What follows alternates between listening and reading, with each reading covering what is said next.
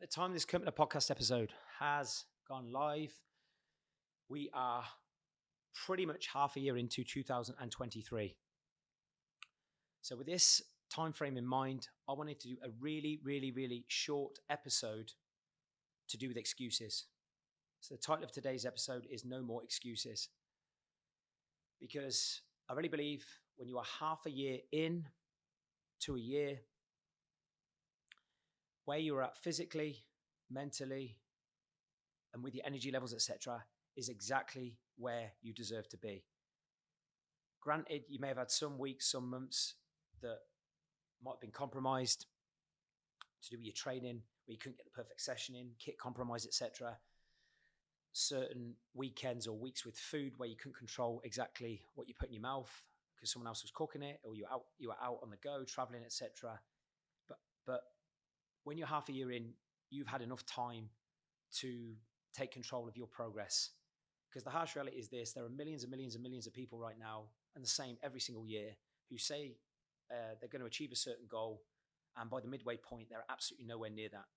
So if you are listening to this and you're nowhere near your start of year goals, or you feel you're just off that, then this is going to be a very straight talking episode of the 7 things I think you need to do to get yourself back on track, get your mindset on point if you genuinely want to progress. Because if you're not where you want to be, you still have a hell of a lot of time for the rest of the year to put that right.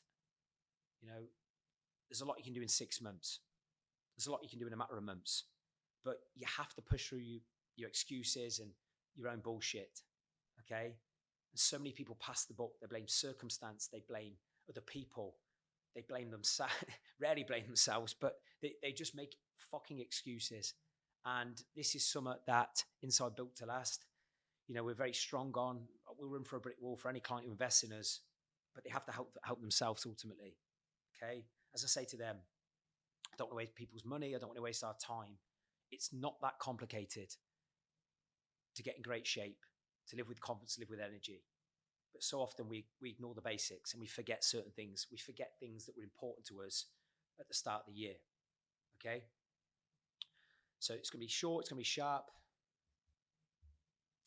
Number 1, take responsibility. Take responsibility. If you are not where you want to be, take responsibility for your thoughts, your feelings, your actions, your behavior, your work ethic in the gym, right? You are exactly where you deserve to be. Exactly where you deserve to be.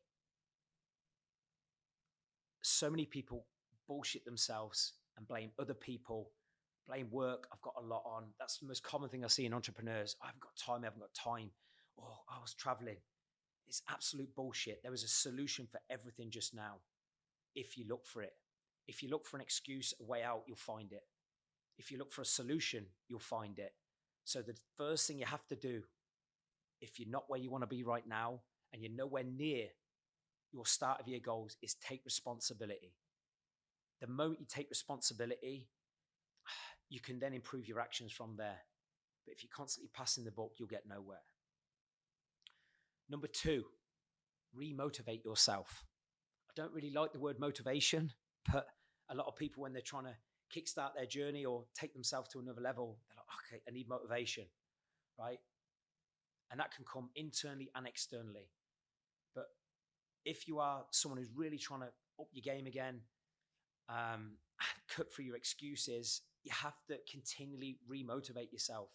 So many people start a health and fitness journey in pursuit of a better body through maybe a coaching service. They're paid money, they're in pain, so they'll implement for a week, 2 weeks, couple of months, but then they fall backwards because they're out of pain from where they were, but they're still not quite where they want to be, right? You have to remind yourself of why it was important in the first place that you started this journey, that it was important for you to be healthy, to be strong, to be confident, right? You have to remotivate yourself every single day. And what helps do that is asking yourself, why do you do what you do? Why do you do what you do? So many people can answer that on the business front, in the entrepreneur world. Oh, I've got this next target, that next venture. I want to provide freedom for my family. Brilliant. If you are successful in doing that, then apply the same principle when it comes to your health and your body. And if you still struggle with that, think about the area of life you value most. For many people listening to this and our clientele, it's family and business. And then what's going to help you, motivate you to do the things you know you should be doing with your health, your food, your training, your movement, is asking yourself, when I train consistently, when I eat healthy, when I move more regularly, how does that improve the areas of life I value most? How does it improve my business performance, my output, my energy, my focus, my confidence in my sales, my ability to influence my team, my partner, my children? But you have to remotivate yourself every day. Set yourself reminders, and then get connected to how that makes you feel. And then when you actually follow through and execute, notice how good you feel. And then you'll condition that as part of you. Number 3, evaluate your emotions. Evaluate your emotions. If you're not happy with how you look or how you feel about how you look, that's going to be down to the decisions you've made with your training, your movement, and in particular your food. And it's your emotions that are driving your decision making. I can pretty much guarantee that if you are reactive with your food, booze, or both after a long day at work or at the weekend, you've lost control of your emotions. You've let stress, anxiousness, overwhelm, boredom, anger influence your decisions. You have to evaluate your emotions if you're going to push for excuses. Really be honest with yourself and ask yourself and say, which emotions show up most in my, a typical day? What emotions are controlling me? And then break down which emotions are helping me have the body I want, have the health I want, become the person I want to be. Which emotions keep showing up that are doing me no favors, that keep causing me to overeat, that keep causing me to be snappy, whatever it is you've lost control with. But be really, really honest and take responsibility for evaluating your emotions. Okay? If you've got emotions that are popping up that are not serving you, how can you replace them for a better one? Which emotions need to be deleted from your fucking identity? Okay? Yes, it can take time, and all of us get stressed and pissed off and make bad decisions. But if you're consistently making frequent piss poor decisions in a given area, right? That there is a consistent emotion that's popping up that's driving that decision. And we need to evaluate what is that and what can we do to replace that and manage our state better in that given situation. Number 4, identify your strengths. Identify your strengths. So this isn't all, focusing on what we're not doing. Identify what your strengths are as a person. Where are you consistent? Where do you not make excuses? Maybe it's your training. You always get your sessions in. What makes you get your sessions in? What are your strengths maybe in business that you can transfer across to your health, lifestyle management, food management? For example, if you're really, really strong with your organization, your business, what makes you strong with your organization, your business? What's made you a successful business owner, successful business entrepreneur? What are the 3 characteristic traits that have made you successful in your career? And how can you transfer those traits across when it comes to looking after the asset that is driving everything, which is your body? So if you are consistent, you are disciplined, you're a great planner in your career, how can you utilize those traits with your health, fitness, and body? Number 5, on the flip side, and this comes down to taking responsibility and, again, being really honest with yourself. Magnify weaknesses. And some people go, oh, weakness, it's a negative word. Weakness, area of improvement. Ultimately, if you're not where you want to be, you've got an Achilles heel that's holding you back most. There'll be a trait, a behavior, there'll be something that isn't serving you and is slowing you down of where you're trying to go. Magnify weaknesses. So you need to identify your strengths, but magnify your weaknesses. So really try and narrow down more specifically what are habits, the behaviors, the traits. What is the thing that I keep tripping up over? What is the weakness? What is the thing I keep saying I'm going to do, but then never do it? Once you've identified what it is, it's easy to change, or at least consider doing it less often.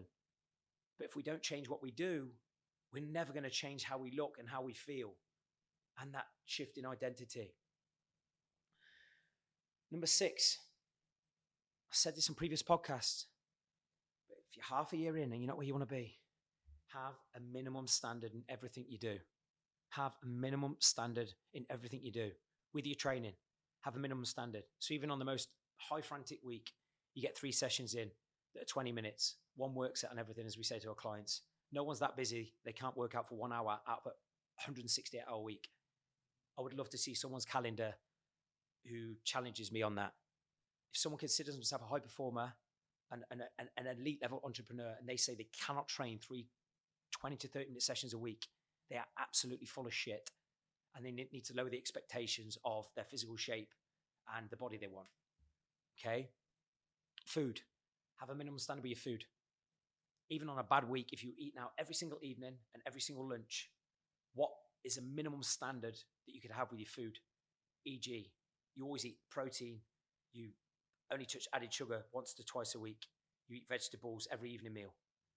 It's still better than, for a lot of people, and especially entrepreneurs, they're obsessive, all or nothing characters. It's not going to help you. Same with your movement. Even if you're on planes every single week, like many of our clients, in and out of meetings, still have a minimum non-negotiable standard when it comes to your steps that you're just not willing to compromise on. Not willing to compromise on. I guarantee you do these things in business and career because you're fully aware of the emotional consequences of not implementing and not following through. Because you won't have money for your family, you won't be able to have money to do nice things. But what's the fucking point if you feel shit when doing these nice things? So have a minimum standard for how you manage you. Have a minimum standard for example, if you get stressed, pissed off, give yourself a rule that you will not let that escalate for any longer than 2 to 5 minutes. You nip it in the bud quickly. You develop things you do to get you from a stress state, a pissed off state, to an empowering state quicker. Biggest thing you can do to do that is move your body, but just have something that is clear, it's distinctive, that takes you from how you are feeling from a negative standpoint to a positive standpoint quickly or quicker than what you're currently doing. Lastly, in terms of excuses, I've said this on previous podcast.